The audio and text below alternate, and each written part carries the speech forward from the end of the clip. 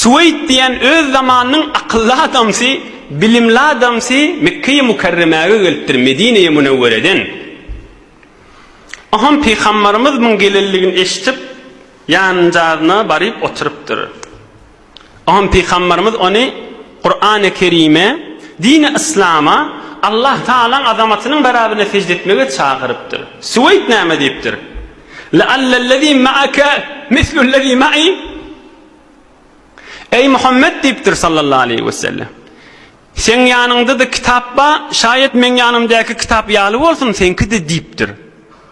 Aham Peygamberimiz aýdypdyr: "Ve mellezî ma'aka." Ey Medine'den gelen Suveyd, sen ýanynda näme beýle diýipdir. Aham ol Suveyd aýdypdyr: "Hikmetul Luqman." Luqman Hakim'in akıllı gurrunları men defterimde var diýipdir. Ey Muhammed, sen ýanyndaky zat da şu zürür gurrundur da diýipdir. Mesela Kur'an-ı Kerim aýdypdyr. Peygamberimiz sen ýanynda näme diýipdir? O da aýdypdyr: "Hikmetul Luqman." Luqman Hakim. Dünýä boýunça insanlaryň kabul eden bir alim, hekim, bilimli, akıllı adamyň ilmi var men ýanymda. Kan, pantname Luqman Hakim ma diýipdir. Peygamberimiz aýdypdyr: "Hen okuýureýin" diýipdir, Luqman Hakim'in ilmlerinden eşiteýil diýipdir.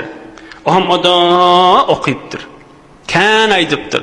Peygamberimiz aýdypdyr: "Inne hazal kelame hasan." Ajab içinde akıl gurrunly var diýipdir. Gurrunly var diýipdir. Emma wellezî ma'i afdal. Men ýanymdaky mundan gowrak da diýipdir. Näme diýip? Bilal Luqman Hakim'in kefi diýipdir. Emma men ýanymdaky Luqman Hakim'i yaradanyň kefi diýipdir. Sen ýanyndaky Luqman Hakim'in kefi diýipdir. Emma men ýanymda bir zat ba, Kur'anun enzelehullahu Teala aleyye. Luqman Hakim'i yaradanyň kelamy var menne diýipdir. Hen sen okuýanna göreýin diýipdir ýanky Suveyd. Akylyndan haýyrlandy diýip maňa diýmeli. Ýok, öz aklymma Luqman Hakim'in hikmeti var men ýandy diýip çykyp gitmendir. Şu akylyndan haýyrlandyr, senne aýt göreýin diýip kulak asypdyr. Maşallah, akıl diýip maňa diýerler. Aham Resulullah sallallahu aleyhi ve sellem Kur'an-ı Kerim okypdyr. Aham o da aýdypdyr, jedele girmeni, senki gowrak diýipdir. Mümin, musulman bolup, taqriben tarih senetli urunlardan Medine-i Münewwereden evvelin mümin musulman bolan adamşa.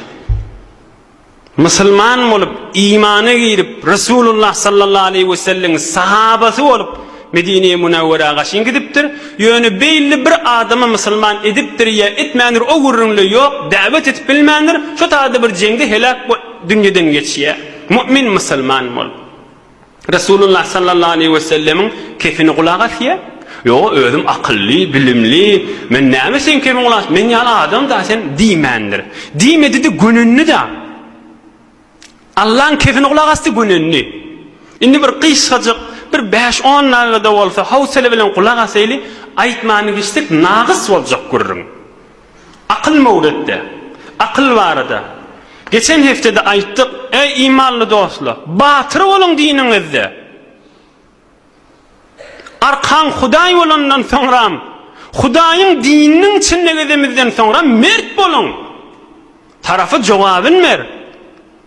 Aklın ýokmy sen aklym bollan kefin kulak asypdy diýse, durdy. Rasulullah'ın bir aýdan sözü men 3 tane jogabyn berin aýtşylary. Peygamberimiz aýdypdyr: "Lemma halaqallahu Teala al-aqla qala lehu qum faqama, thumma qala adbir fa'adbar, thumma qala aqbil fa'aqbal, thumma qala uqud faqat." Hudaý Taala akly yaradanna deslap, ey akıl turwaňa diýipdir.